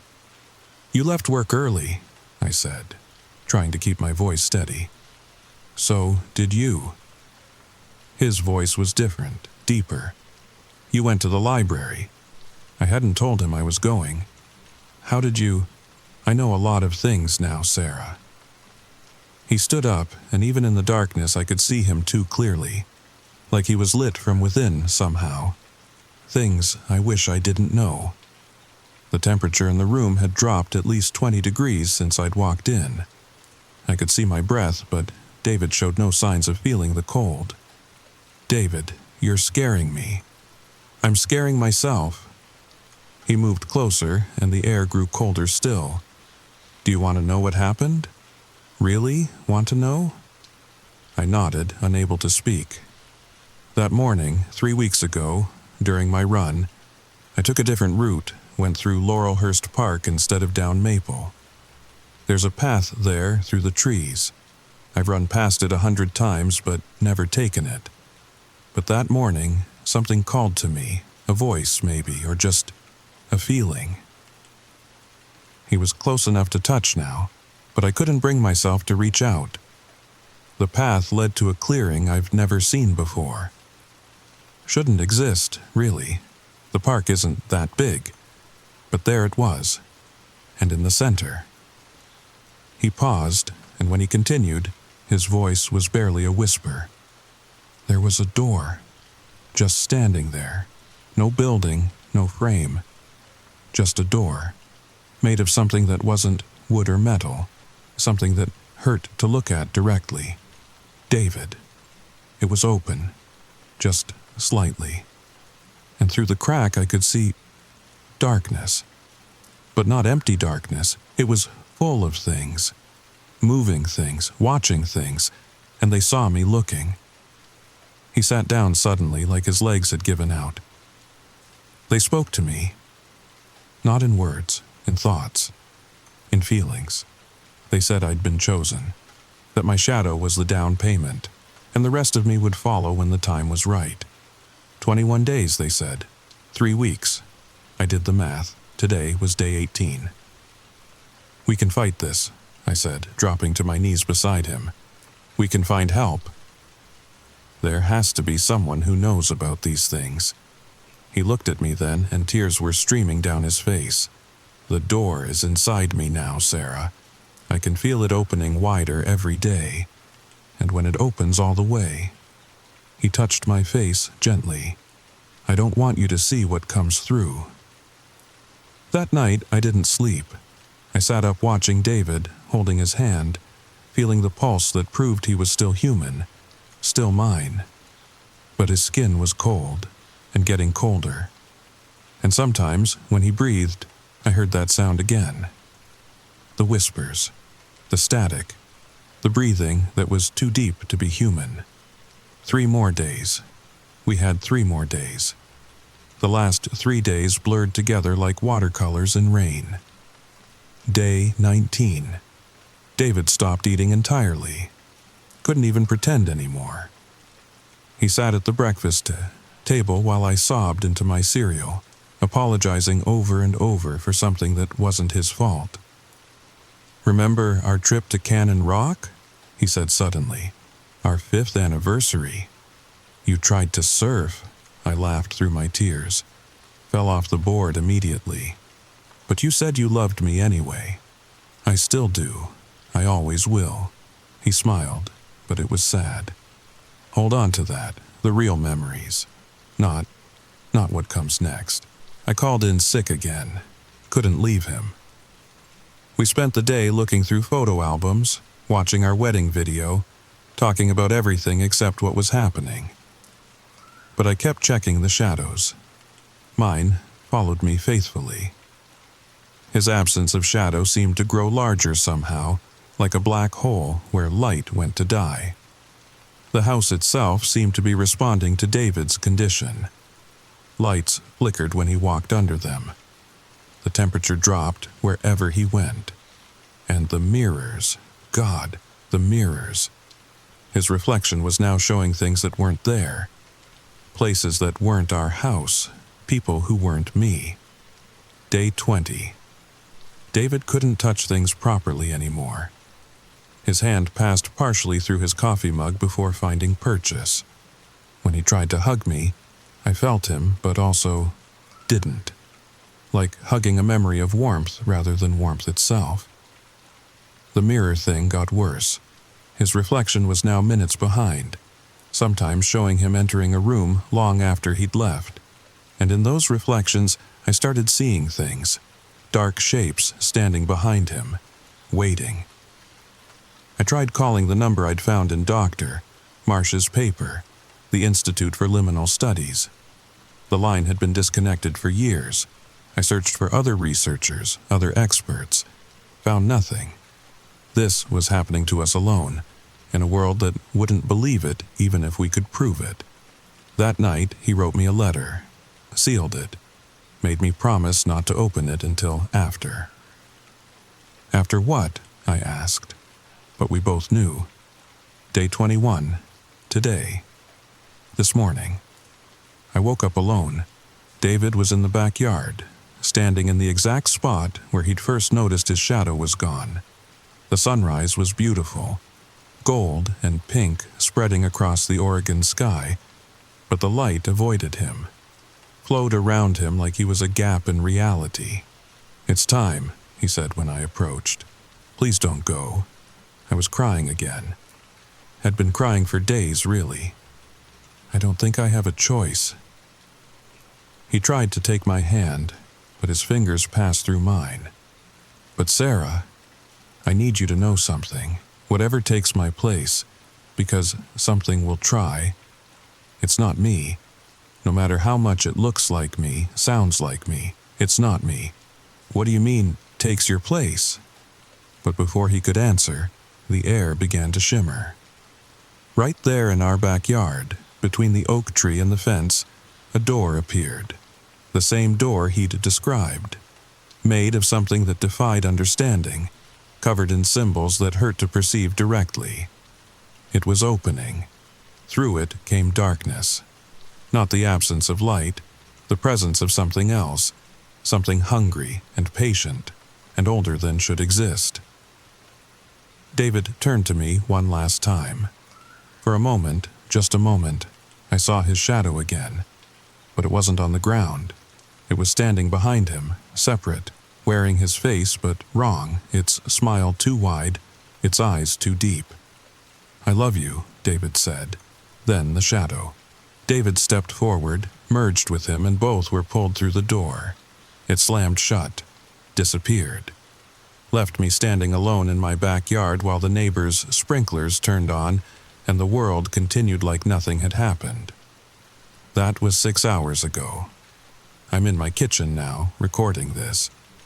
Because an hour ago, I heard the front door open. Heard familiar footsteps. Heard David's voice call out, "Honey, I'm home from my run." But I've been watching the hallway for the past hour. And David is casting a shadow now. 2 shadows, actually, and one of them is moving independently. I can hear him coming up the stairs, hear him humming our song, the one from our wedding. Everything sounds perfect, normal, like the last 3 weeks were just a nightmare. But I have the letter he gave me, just opened it. It only says one thing: when I come back, don't let me in. The bedroom doorknob is turning now, slowly, and I can see the shadows underneath the door. Both of them.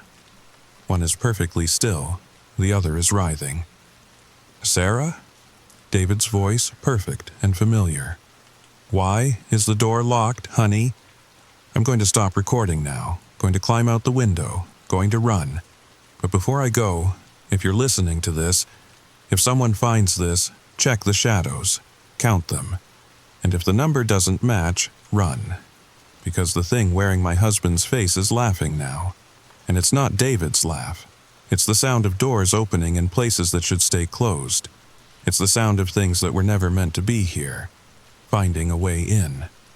The window is stuck. The laughter is getting louder. And I just noticed.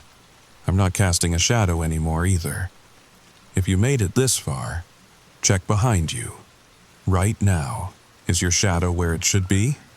And more importantly, is it yours? Share this story with someone you love, someone you want to warn, because they're looking for more doors, more shadows to steal. And if your loved one suddenly stops casting a shadow, remember my story. Remember what David said. Don't let them back in. No matter how much they look like someone you love, never let them back in. Story number 4. The dice were still warm when I found them, sitting right there on the dashboard of my rental car, even though I'd locked it 3 times, even though nobody else had the keys, even though the parking lot of the Dusty Wheel Motel was completely empty when I'd gone inside 20 minutes ago. 6 dice, black as midnight, each one showing a different number. 1, 2, 3, 4, 5, 6. I should have thrown them away right then. Should have gotten back in that Toyota Camry and driven straight through to Los Angeles like I'd planned. But something about the way they caught the desert sun, the way they seemed to pulse with their own heat. Let me ask you something, right now, before I tell you what happened next. If you found something that wasn't supposed to be there, something that made your skin crawl but also made you curious, would you keep it? Or would you be smarter than me? Comment below. I need to know I'm not the only one who would have made this mistake. Because that's what this was. A mistake. And now I need someone else to know what's really out there. 30 miles from Vegas, where the desert stops pretending to be friendly. The story begins now. My name is Marcus. Marcus Chen. I'm 28 years old, or I was. Time gets funny when you've seen what I've seen. I was driving from Denver to LA for a job interview. Software development position. Good money. Normal life stuff. The kind of boring details that seem like paradise to me now. The GPS said to stay on I-15, but there was construction, miles of it. Traffic backed up like a parking lot in the middle of nowhere. So when I saw the detour sign, Old and weather-beaten, pointing to Highway 163, I took it. Scenic route to Las Vegas. Historic highway. Estimated 1952. The road was empty. Not just quiet, empty, like the world had forgotten it existed. Every few miles, these old billboards would appear. Faded, peeling, advertising places that probably closed before I was born. Desert Dan's Diner, 15 miles. Last Chance Gas, 10 miles. The Dusty Wheel Motel, turn here for rest. That last one, it wasn't even on Google Maps, but my gaslight had just come on, and the sun was setting, painting the desert the color of dried blood. So I turned. The motel looked exactly like you'd imagine. Single story, L-shaped. Pool filled with sand instead of water. The kind of place where people used to stop in the 50s, when road trips were adventures instead of inconveniences. Only one car in the lot. Old Buick. Looked like it hadn't moved in years. The office had one of those bells above the door, the kind that makes that cheerful little ding that sounds completely wrong when you're the only customer. The woman behind the desk, Eleanor, that's what her name tag said. She looked up from a crossword puzzle and smiled. Well now, don't get many folks taking the old highway anymore. Her voice was cigarette rough. Friendly though, motherly almost. Construction on I-15, I explained. Just need a room for the night and directions to the nearest gas station. She laughed. Not a mean laugh. Just knowing. Gas station's about 5 miles up, but it closes at sundown. Already has by now. But don't you worry. They open at 6 sharp. I'll get you a room. And there's a vending machine around back if you're hungry. Room 7. She handed me an actual key. Not a card. A key. Heavy. Brass. The number 7 worn smooth from decades of fingers. One thing, though. She leaned forward. Conspiratorial. We got ourselves a bit of local color here. Nothing dangerous. Just unusual. Every night around 10, folks gather at the old gas station. The closed one, not the one you'll need tomorrow. They play a game. Been doing it for, longer than I've been here. And I've been here since '89. I must have looked confused because she continued. It's harmless, mostly. They roll dice, bet on things. Not money, though, never money. Other things, memories, dreams, little pieces of themselves. Sounds crazy, I know, but it's just how folks entertain themselves out here.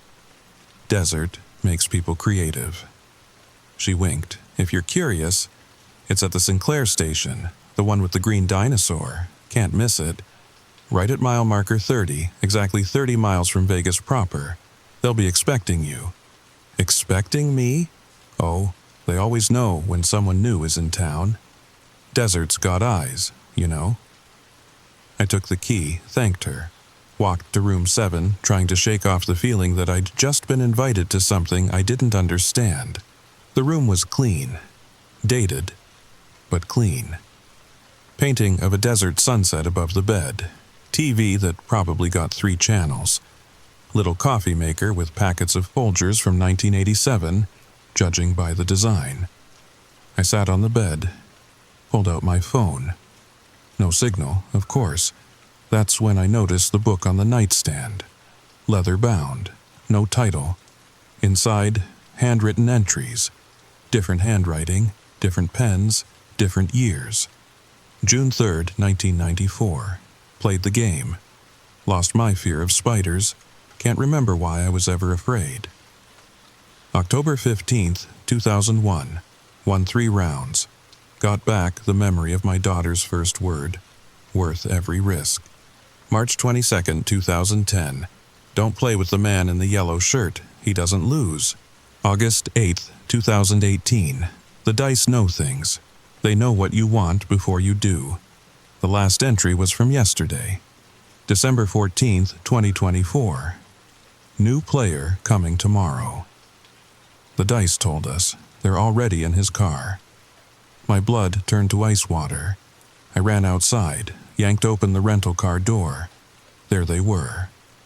6 black dice sitting on the dashboard, each showing a different number, 1 through 6. I picked them up, and I swear they were warm, like they'd been sitting in someone's pocket, like someone had just been holding them. That's when I heard the sound, distant, rhythmic, like drums, but not quite. It was dice, hundreds of them, being shaken in cups, the sound echoing across the desert, coming from the direction of mile marker 30. I told myself I wasn't going. Sat in that motel room for an hour, watching the clock. 9:15, 9:30, 9:45. But those dice in my pocket, they seemed to get heavier, warmer, like they were alive, like they were waiting. At 9:55, I got in the car. The Sinclair station was exactly where Eleanor said it would be, the green dinosaur sign towering against the star-filled sky. But this place had been closed for decades, pumps rusted, windows boarded. Except there were lights inside, candles, dozens of them, and people, maybe 20, all ages, all standing in a circle. I parked, walked toward them. Each step felt like crossing some invisible boundary, like walking from one world into another. They turned as one when I approached. All of them. Perfect synchronization. And they smiled. Genuine smiles. Welcoming smiles. Marcus! A man stepped forward. Tall, thin, wearing a perfectly pressed white shirt despite the desert dust. "We've been waiting for you." "I'm James Thorne. I run the game." He extended his hand. I shook it. His skin was paper dry, cool despite the warm night. "How did you know The dice told us." He said it so matter-of-factly, like he'd just said, "The weather report told us." "They always announce new players." "Come, let me explain the rules." The circle opened, made space for me. In the center, a table. Old door laid across 2 sawhorses, and on it, hundreds of dice, all different colors, different sizes, some that looked ancient, some that looked brand new. "The game is simple," James began. "We roll to see who goes first. Highest total, then we make our wagers. Not money. Money is worthless here. We bet the things that matter. Memories, talents, fears, dreams, years of our lives, the color of our eyes, the sound of our mother's voice. Real things, important things." An older woman, maybe 70, nodded. "I won back my husband's laugh last month. Lost it in 1998. But I got it back. Now I can remember it perfectly, hear it whenever I want." "I bet my addiction," a younger man added. Hispanic, tattoos covering his arms. "Alcohol, 10 years of fighting it. Lost it to the dice. Haven't wanted a drink since." "But what do you lose?" I asked. James smiled wider. "Whatever the dice decide is fair. They know. They always know. Sometimes it's something you didn't even know you had. Sometimes it's something you won't miss until later. But it's always a fair trade. And if I don't want to play..." The smiles faded, not to anger, to pity. "The dice chose you, Marcus. They're already in your pocket. You can leave, sure, but you'll be back. Tomorrow, next week, next year. The game always collects its players. Besides," he leaned closer, "don't you want to know what you could win?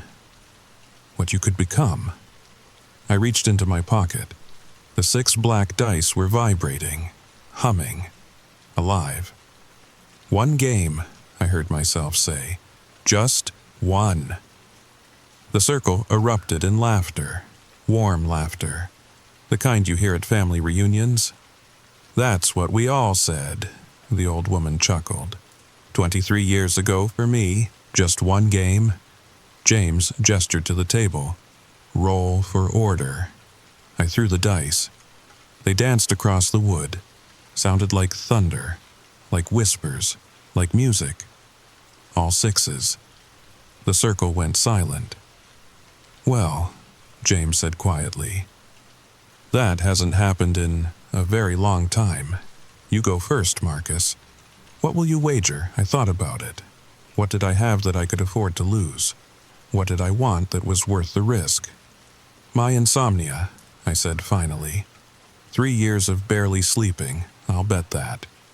James nodded, pulled out a leather journal, wrote something down.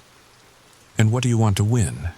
The words came without thought, like something else was speaking through me. The truth about this place, about these dice, about what's really happening here. The silence stretched. Even the desert wind stopped. The candles froze mid-flicker. James's smile returned. But it was different now. Older. Ancient. "Interesting wager. The dice accept. Roll." I picked up my 6 black dice. They were hot now. Almost burning. I could feel something inside them, moving, thinking, watching. I rolled 6, 6, 6, 6, 6, 5. 35. James rolled his dice. Regular dice. White, normal. 6, 6, 6, 6, 6, 6, 36. "You lose," he said simply. "Your insomnia stays. But the dice are generous. You get a consolation prize." The world tilted. My vision blurred. And suddenly, I could see them. All of them, what they really were. The old woman, she wasn't old. She was ancient, hundreds of years, thousands. Her skin wasn't wrinkled. It was cracked, like dried earth, like she was made of desert. The young man with tattoos. The tattoos were moving, shifting. They weren't ink, they were shadows, living shadows, crawling under his skin. And James wasn't there. I mean, he was, but he also wasn't. He existed in spaces between seconds, in the pause between heartbeats. He was the gap, the void, the nothing that defines something. "What?" My voice cracked. "What are you?" "We're players," James said, his voice coming from everywhere and nowhere. "Just like you. We've just been playing longer. Much longer."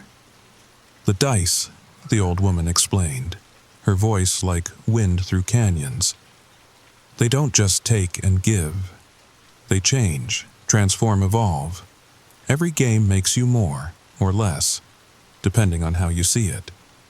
"Show him," someone in the circle called out. "Show him Sarah." A young woman stepped forward, pretty, normal looking, until she opened her mouth. Inside, stars, actual stars, billions of them, galaxies spinning in her throat. "I bet my voice," she explained, though no sound came out. The words just appeared in my mind. "Won the universe's song. Fair trade. Don't you think?" My hands were shaking. "I want to leave. I want to leave now." "Of course," James said. "Back to looking normal. All of them back to looking normal. You can go. But Marcus, you rolled the dice. You're a player now. And players always come back. Because now you know what's possible. What you could win. What you could become." I backed away, stumbled to my car, drove back to the motel with my hands white-knuckling the steering wheel. But James was right about one thing. I couldn't stop thinking about what I could win. I didn't sleep. How could I? My insomnia was worse than ever, but now I knew why. The dice wanted me awake, thinking, planning, deciding what to bet next. Because I was going back. Of course I was going back. You would too. Don't pretend you wouldn't. Eleanor was at the front desk when I went to check out at dawn. Same crossword, same smile. But now I could see the scales beneath her skin. Faint, translucent, catching the morning light. "Played the game, did you?" I nodded. "They're not bad folks," she said, "just different.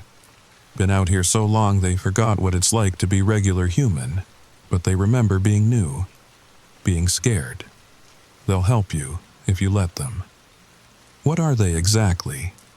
She thought about it, tapped her pen against her teeth, teeth that were too sharp. Too many. Winners, losers, both, neither.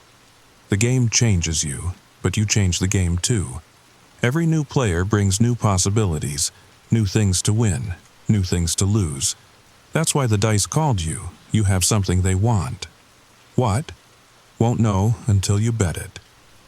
I paid for the room, got in my car, meant to drive to the gas station, get fuel, leave, never come back. Instead, I found myself parked at the Sinclair, sitting there, staring at that green dinosaur. The black dice were on my dashboard again, even though I'd left them in my pocket, even though my pocket was buttoned shut. A tap on my window made me jump. James, standing there in the morning sun, looking completely normal, suburban dad normal. Day games are different, he said through the glass. Smaller stakes. Practice rounds. Want to learn? I did. God help me. I did. I got out. Followed him into the station in daylight. I could see what it really was. Not abandoned, preserved, like someone had put it in a snow globe. Stopped time around it. The calendars still showed 1987. The cash register still had money in it. Coins from the 50s. This place is between, James explained. Not here. Not there. Not then. Not now. Perfect for the game. No consequences except the ones we choose. 3 others were there. Sarah, the universe voice girl, the tattooed man, Roberto, and someone new, a kid, maybe 19, nervous, sweating despite the cool morning. This is Tyler, James said. New like you, well, newer. He's been playing for a week. Tyler nodded at me. His eyes were wrong. One brown, one blue, but not naturally, like he'd won one and lost the other. What did you bet? I asked him. My fear, he said. All of it. Every drop of fear I'd ever feel. And you won? Yeah, I won. He didn't sound happy about it. Now nothing scares me. Nothing. Sounds great, right? Except fear keeps you safe. Fear keeps you human. I drove here at 120 miles per hour. Didn't care if I crashed. Walked through a cactus field in the dark. Didn't care about snakes.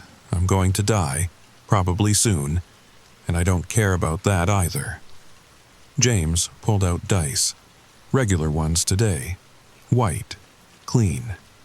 Small stakes today. Practice. Marcus, what will you bet? I thought about Tyler, about winning the wrong thing, losing the right thing. A skill, I said. My ability to code, to program computers. Boring, Roberto said. But safe, smart. And what do you want? To understand. Not the truth about this place, just to understand the rules. All of them. James smiled. The dice accept. We played for hours. Not just one game. Dozens. I lost my coding skills, won them back, lost them again, won the ability to speak Spanish. Lost it. One perfect pitch. Lost it. But I was learning. Understanding, the dice weren't random. They responded to need, to desire, to desperation. The more you wanted something, the more likely you'd roll high. But the more you feared losing, the more likely you'd roll low. It was about balance. Control. Not of the dice, but of yourself. You're getting it, Sarah said in my mind. Most people take months to understand. You're getting it in hours. He's got the touch, Roberto added. Some people do. The dice like them. Trust them. Tyler wasn't paying attention. He was juggling knives, real knives, catching them by the blade, his hands bleeding, his face blank. I need to win my fear back, he said to no one. Tonight. Big game. I'll bet everything. Everything? James asked. My life, all of it, every remaining year. If I win, I get my fear back. If I lose, you die, James finished. Tonight, the moment you lose. Yeah, the dice accept, James said. But he looked sad. They always accept. The sun was setting. I'd been there all day, hadn't eaten, hadn't drunk anything. Didn't need to. The game fed you, sustained you, kept you going. Tonight's a blood moon, Roberto mentioned. Changes the game, makes it more. Winners win bigger. Losers lose harder. You should skip tonight, Marcus. Too soon for blood moon rules. But I couldn't, because I finally understood something. The black dice in my pocket. They weren't just dice. They were an invitation, but not to play, to deal. The blood moon rose like a wound in the sky. The desert turned crimson. The shadows grew teeth. There were more people tonight. Maybe 50.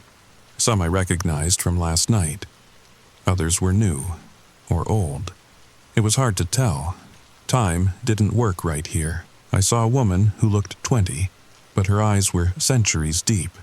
A man who looked 80, but moved like a teenager. Tyler was there, standing apart, still juggling those knives, still bleeding, still not caring. Final game, he announced. My life against my fear. Who's dealing? Everyone looked at James, but James shook his head. Not tonight. Blood Moon changes the rules. Need a new dealer, someone the dice trust. Every eye turned to me. The black dice in my pocket were burning, vibrating, singing. I don't know how. The dice know, James said. They'll tell you. They always tell their chosen dealers. I pulled out the black dice. They felt different now, heavier, like they contained entire worlds. And maybe they did. Tyler, I said. My voice was different, older, authoritative. State your wager. My remaining years, all of them, against the return of my fear. The dice in my hand pulsed. The house accepts. But the words came from somewhere deeper than thought. The house demands a modifier. Blood Moon rules. If you lose, your years don't just end. They never were. You'll be erased. From history, from memory, from existence. Do you accept? Tyler didn't hesitate. Yes, then roll. He picked up 6 white dice, standard dice. But under the blood moon, they glowed, pulsed, screamed. He rolled. 3, 1, 4, 2, 2, 4, 16. The house rolls. I threw the black dice. They moved wrong, too fast, too slow. They sounded like breaking glass, like crying children, like the birth of stars. 6, 6, 6, 6, 6. The last die spun, and spun, and spun. Everyone held their breath.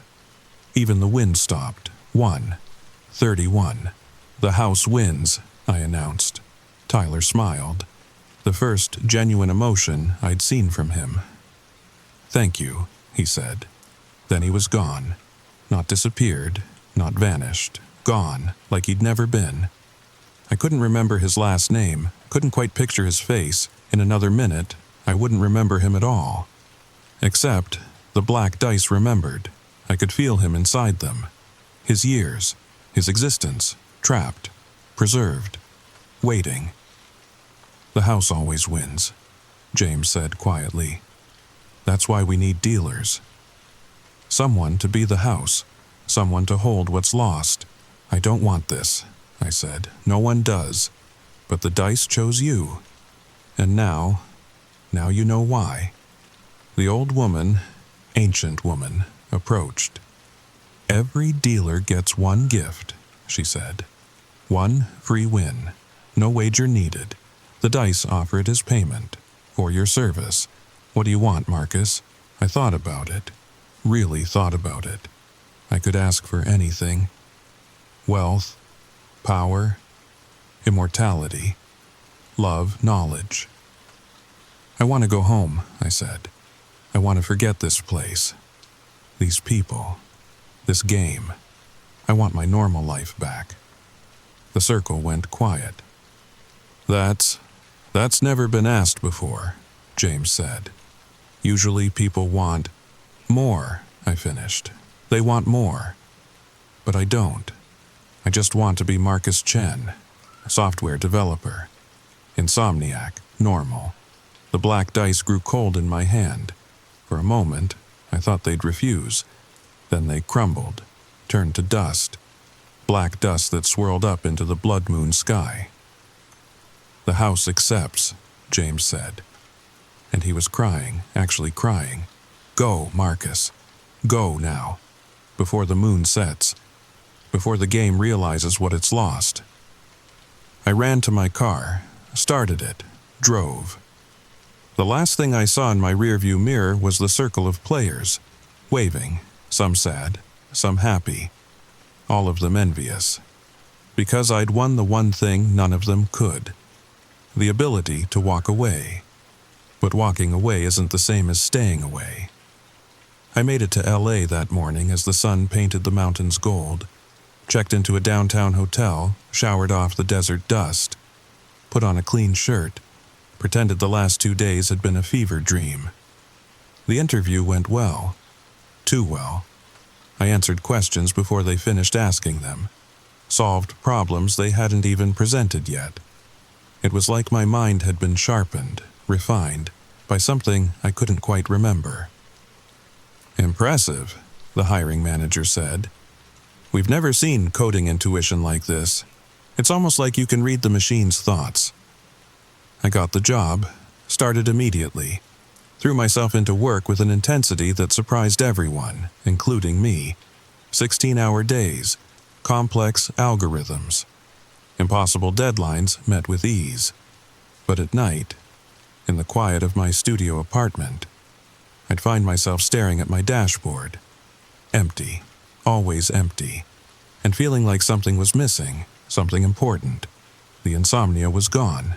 That much was true. I slept 8 hours every night. Deep, dreamless sleep. But sometimes I'd wake up feeling like I'd forgotten something crucial, like I'd had a conversation with someone important and lost every word of it. Months passed. Good months. Promotion, raise, recognition. The normal life I'd always wanted. But there was an ache underneath it all. A hollow feeling. Like I was living someone else's life. Someone who'd traded away all their interesting stories for safety. Then I started finding things. A poker chip in my laptop bag. Nevada casino. But I'd never been to Nevada. Had I? A photo in my wallet. Me standing next to an old gas station with a green dinosaur sign. I was smiling, but my eyes looked different. Older. Like I'd seen things. A number in my phone contacts. Eleanor, Dusty Wheel. When I called it, the line was always busy. Or was it? The sound was more like dice in a cup. Distant.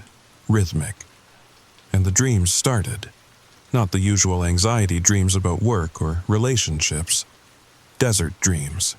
Sand and stars and candles flickering in the wind. Voices calling my name. A circle of people who felt like family even though I'd never seen their faces. In the dreams, I was important. I was needed. I was the dealer. I'd wake up with phantom weight in my hands, like I'd been holding something precious. Something powerful. Something that knew secrets. 3 months after LA. 6 months. 9 months. The hollow feeling grew. The normal life I'd won felt more and more like a consolation prize, like settling for bronze when I'd once held gold. And then December came again. December 14th, to be exact. I was working late, office empty except for the cleaning crew. My fingers flying over the keyboard, lost in code when I heard it. That sound, dice, hundreds of them. being shaken in cups, echoing through the empty office building like whispers in a cathedral. I looked up, saw nothing, but the sound continued, growing louder, more insistent. I followed it to the window, looked out at the city lights, the traffic, the normal world going about its normal business, but reflected in the glass. I saw the desert, mile after mile of sand and scrub brush, and in the distance, a green dinosaur sign. Still there, still waiting. Miss us yet? I spun around. James stood behind me, looking exactly the same as he had a year ago. Pressed white shirt, ageless face, that knowing smile. "You're not here," I said. "I wished you away. I won my normal life back." "You did. And you've had it. A full year of exactly what you asked for. Normal job, normal sleep, normal, boring, predictable existence." He stepped closer. "How's it working out for you?" The question hit like a punch. Because the truth was, it wasn't. The normal life felt like wearing clothes that didn't quite fit. Safe, yes. Comfortable, maybe. But not right. "The dice kept their bargain," James continued. "You got your wish. But wishes have expiration dates, Marcus, even the good ones. And your year is up. I don't want to go back." "Don't you?" He gestured to my desk. The computer screen showed my code, but now I could see it differently. See the patterns underneath, the hidden structures, the way information wanted to flow. "You've been using it all year," James said. "The sight we gave you. The understanding. The ability to see the patterns that others miss. Did you think that came from nowhere? That your sudden brilliance was just natural talent finally emerging?" My mouth went dry. "The game changed you, Marcus. Even your one night with us left its mark. You can see what others can't, think in ways that shouldn't be possible. You've been carrying a piece of the desert with you all along." He was right. The breakthrough moments, the intuitive leaps, the way I could solve problems that stumped everyone else. It wasn't me, not entirely. "So, what happens now?" I asked. James smiled. "Now you choose. Again, you can stay here, keep pretending to be normal, keep using our gifts without acknowledging where they came from. Live with the hollow feeling growing stronger every day until it eats you alive. Or you come home. Take your rightful place. Become what you were meant to be." The office faded around us. Suddenly, we were standing in the desert under a star-filled sky. The Sinclair station glowed with candlelight behind us. I could hear voices, laughter, the familiar sound of dice on wood. "They're still here," James said. "Sarah with her universe songs, Roberto and his living ink, Eleanor with her scales and secrets, all of them, waiting for their dealer to come back." "And Tyler?" I asked, though I wasn't sure why the name came to mind. "Still preserved. Still hoping someone will wager something worth his existence. Still waiting for you to give him a chance." The black dice materialized in my hand. Warm, familiar, like coming home. "The choice is yours, Marcus. It always has been. That's the real gift of being a dealer. You get to choose, every single time." I looked at the dice, then at the game, then back at the reflection of my normal life in the office window, growing smaller and dimmer with each passing second. The truth was, I'd been gambling all along, trading mystery for safety, magic for mundane, purpose for paycheck, and I was tired of always playing it safe. I closed my fingers around the dice and felt their heat spread up my arms, into my chest, through my entire being. "Deal me in," I said. James's smile could have lit up the desert. I made it to LA, got the job, lived a normal life for exactly 1 year. Then last night, December 15th, 2024. I found them again. 6 black dice on my dashboard. But these were different. These had letters instead of numbers. FORGETI touched them, and I remembered everything. This place, these people, the game, Tyler, who never existed. Sarah, with her universe throat. Roberto and his living shadows. James, who lived between seconds. And I remembered what James had said. Players always come back. But I'm not going back as a player. I'm going back as the dealer. Because I finally understand. The house doesn't always win. The house just holds what's wagered, keeps it safe, preserves it. Tyler isn't gone. He's waiting. In whatever space exists inside those dice, waiting for someone to win him back. To wager something worth a human life, a human existence. And there are others, hundreds of others, thousands maybe, all waiting, all preserved, all hoping. The game needs a new dealer, someone who understands loss, someone who chose to walk away, someone who knows that sometimes the greatest win is not playing at all. Tomorrow night, I'll drive back, take the old highway, stop at the Dusty Wheel Motel. Eleanor will smile her knowing smile. Hand me the key to room 7. Ask if I'm ready to play. And I'll tell her the truth. I'm ready to deal.